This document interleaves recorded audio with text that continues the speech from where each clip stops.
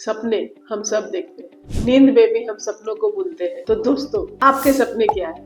Dream car, dream house, dream vacation या dream education? Dreaming dreaming dreaming हम सब dream करते हैं, लेकिन क्या सपने केवल सपने हैं? नहीं, वो एक फाइनेंशियल गोल है। ड्रीम करने में पैसे नहीं लगते, लेकिन उस ड्रीम को रियलिटी में कन्वर्ट करने के लिए हमारे एफर्ट के साथ, हमारे इंटेलिजेंस के साथ, हमारे इंटेलेक्ट के साथ पैसे भी चाहिए होते हैं। तो आइए उन सपनों को पूरा करने का एक आसान रास्ता बताती हूँ आज। वो क्या है? SIP, systematic investment plan. Systematic investment plan कोई इन्वेस्टमेंट नहीं है, ये एक इन्वेस्टमेंट करने का तरीका है कि वो इन्वेस्टमेंट हम कैसे करने वाले हैं, वो पेमेंट इन्वेस्टमेंट का हम किस तरह करने वाले हैं।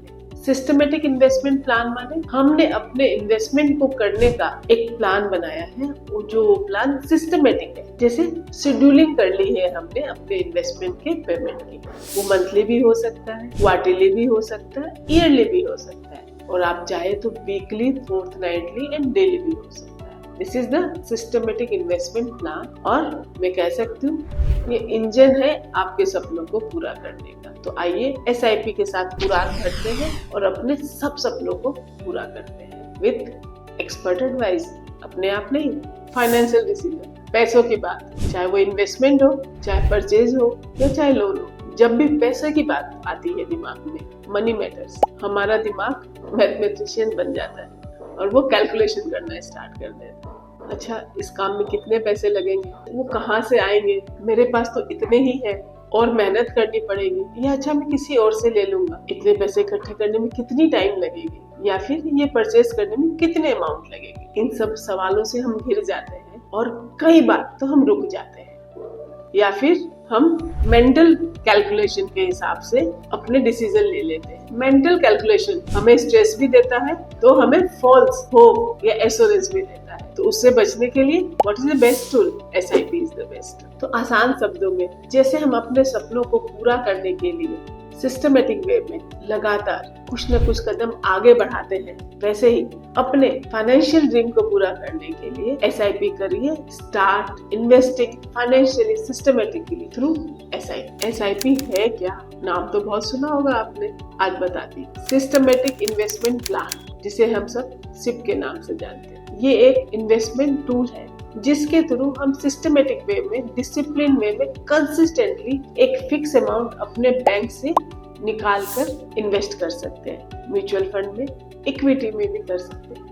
इससे होता क्या है? हमारा इन्वेस्टमेंट रेगुलर होता है, कंसिस्टेंटली होता है। फियर ऑफ मिस हो जाता है कि कहीं किसी महीने इन्वेस्टमेंट छूट तो नहीं गया। और इससे हमको क्या मिलता है? जब मार्केट लो हो तब हम ज्यादा यूनिट परचेज करते हैं, जब मार्केट हाई है तब कम परचेज करते हैं। Keep doing it. अगर नहीं स्टार्ट किए तो स्टार्ट करें। SIP is empowering 10.05 crore people to fulfil their dreams. आप भी उसका हिस्सा बन सकते हैं। इसके फायदे, ये आपको एक डिसिप्लिन वे में इन्वेस्टमेंट कराता है, एक कंसिस्टेंटली रेगुलर बेसिस पे आप इन्वेस्टमेंट करते हैं। रूपी कॉस्ट एवरेज हो जाता है आपके इन्वेस्टमेंट का, आपके फाइनेंशियल गोल अचीव करने में हेल्प करता है, आपका साथी बनता है। You don't need to time the market with SIP, it's just timing in the market. वो हमें SIP से मिले। How to work the amount of SIP for a particular dream? चलिए, आप अपने ड्रीम का नाम बताइए।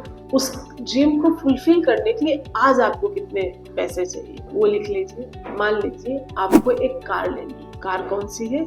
Honda city. उसकी कीमत आज 15 लाख रुपए है। कितने साल में लेनी है? अब नेक्स्ट टाइम फ्रेम, वो कार हमें 5 साल में लेनी है। तो आपके पास गोल का नाम, क्या अमाउंट आज की डेट में, और आपके पास टाइम फ्रेम क्या, ये तीनों आ गए। Now choose the rate of interest. किस रेट ऑफ इंटरेस्ट से आपको लेनी है? माने आप अपना इन्वेस्टमेंट कहाँ इन्वेस्ट करने वाले, किस एसेट क्लास में लगाने हैं। अगर आप FD में लगा रहे हो तो इंटरेस्ट रेट 7% हो सकती है। अगर आप बैलेंस एडवांटेज फंड में या हाइब्रिड फंड में लगा रहे हो, जहाँ कुछ डेट है, कुछ इक्विटी है, तो आप 8 से 9% कर सकते हो। और आप 100% इक्विटी म्यूचुअल फंड में लगा रहे हो तो वहाँ 12% रख सकते हो। ये 4 फिगर आपके पास है तो ऑनलाइन SIP कैलकुलेटर कई अवेलेबल है। आप वहाँ पर ये चारों फिगर डालकर अपनी SIP अमाउंट निकाल सकते हो। और उस अमाउंट को आप किसी एडवाइजर या सलाहकार से बात कर करेक्ट एसेट क्लास में इन्वेस्ट कर सकते हो। और 5 साल में आपके बैंक से हर महीने वो फिक्स अमाउंट उस इन्वेस्टमेंट में म्यूचुअल फंड में ट्रांसफर हो जाएगा और आपका कॉर्पस तैयार हो जाएगा और आप 5 साल में अपनी वो ड्रीम कार खरीद लो। क्लियर? क्या SIP इन्वेस्टमेंट से हमें कुछ टैक्स बेनिफिट मिल सकता है? बिल्कुल। अगर हम ELS स्कीम में SIP कर रहे हैं, ओल्ड रिजीम में अपना टैक्सेशन फिल कर रहे हैं, मींस ओल्ड रिजीम में हम ITR सबमिट कर रहे हैं, तो हमें SIP ELS स्कीम में किए हुए पर टैक्स बेनिफिट 80C में मिल सकता है। अब कई लोग मुझे पूछते हैं कि आइडियल होराइजन क्या है SIP का? ये डिपेंड करता है आपके गोल के टेन्योर पर। अगर आपका गोल 5 साल का है तो आप 5 साल का टेन्योर लीजिए। अगर आपका गोल 1 साल का है तो आप 1 साल का गोल लीजिए। ये टेन्योर डिसाइड करता है आपको किस एसेट क्लास में इन्वेस्ट करना है, किस तरह का रिटर्न मिलता है SIP में। Next question, generally SIP wealth creation के लिए करना चाहिए, ताकि वेल्थ क्रिएशन माने इन्फ्लेशन बीटिंग एसेट क्लास, ताकि रुपए की वैल्यू इंटैक्ट रहने के साथ में हमारा वेल्थ भी क्रिएट होता रहे। और हमेशा ध्यान रखें लॉन्गर पीरियड के लिए। अगला सवाल, लॉन्गर पीरियड के लिए क्यों करें? ताकि हमें कंपाउंडिंग का बेनिफिट मिले। हमें जो रिटर्न मिल रहा है उस रिटर्न पर रिटर्न, उस रिटर्न के रिटर्न पर रिटर्न, उस रिटर्न के रिटर्न पर रिटर्न, उस रिटर्न के रिटर्न के रिटर्न, हमें कंपाउंडिंग मिलता है। अब ये कंपाउंडिंग क्या है? आप 8 + 8, 8 + 8, 8 + 8, 8 + 8 कर रहे हो, 5 बार 8 + 8 + 8 कर रहे हो, तो कितना हुआ?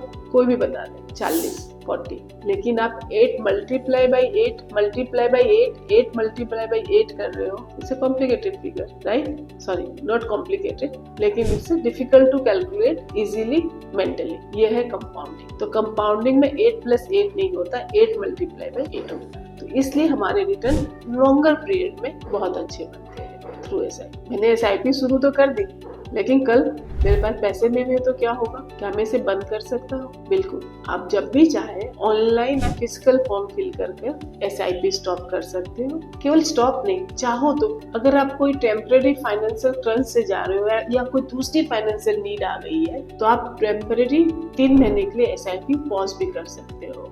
कब स्टार्ट करनी चाहिए SIP? जब आप फर्स्ट अपनी अर्निंग स्टार्ट करते हो। अगर नहीं किए तो today and this moment is the right moment to start the SIP। How to start the SIP?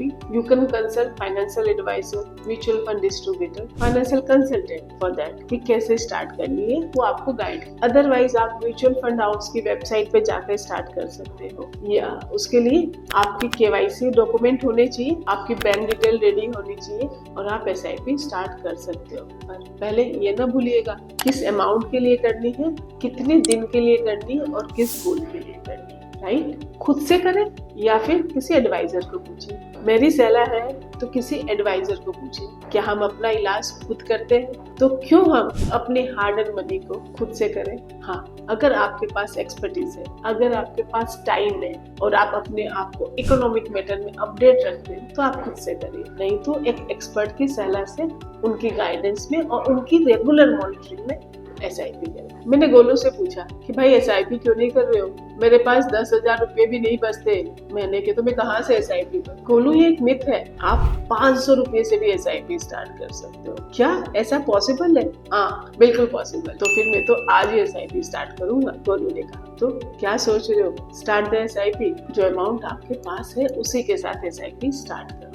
SIP मैंने जिस अमाउंट से शुरू की, क्या लाइफ लॉन्ग मुझे वही अमाउंट चलाना पड़ेगा या जो मैंने टेन्योर लिया उसे वही रखना पड़ेगा? देखो, आप अगर उसे टॉप अप करना चाहो या उसे स्टेप अप बोलते हैं, एक फिक्स अमाउंट से आप उसे स्टेप अप कर सकते हो या एक परसेंटेज से भी स्टेप अप कर सकते हो। हर ईयरली आपकी SIP की अमाउंट बढ़ती जाए। फॉर एग्जाम्पल, आपने 10,000 से SIP स्टार्ट करी और आपको पता है हर साल आपका 10% इंक्रीमेंट हो रहा है और अपनी इन्वेस्टमेंट को भी आप वैसे ही बढ़ाना चाह रहे हो, तो आप SIP रजिस्टर करते समय उसमें 10% का टॉप अप या स्टेप अप एंट्री करवा सकते हो, रजिस्टर करवा सकते हो। तो हर साल आपका SIP का अमाउंट 10% से बढ़ता जाएगा। और या फिर आप अमाउंट डाल सकते हो कि हर साल 1,000 रुपए से मेरी बढ़नी चाहिए। डिफरेंस क्या है? जब आप परसेंटेज डाल रहे हो तो मान लो फर्स्ट ईयर आपने 10,000 दिया, सेकेंड ईयर आपका वो 10% ऑफ 10,000 माने 1,000 बढ़ जाएगा, 11,000 हो जाएगा। नेक्स्ट ईयर 10% 11,000 का होगा। थर्ड ईयर 10% उस नए अमाउंट का होगा। और जब आप अमाउंट भरते हो तो हर साल 1000 रुपए से बढ़ेगी। मतलब फर्स्ट ईयर की 10,000 की SIP नेक्स्ट ईयर 11,000 की होगी,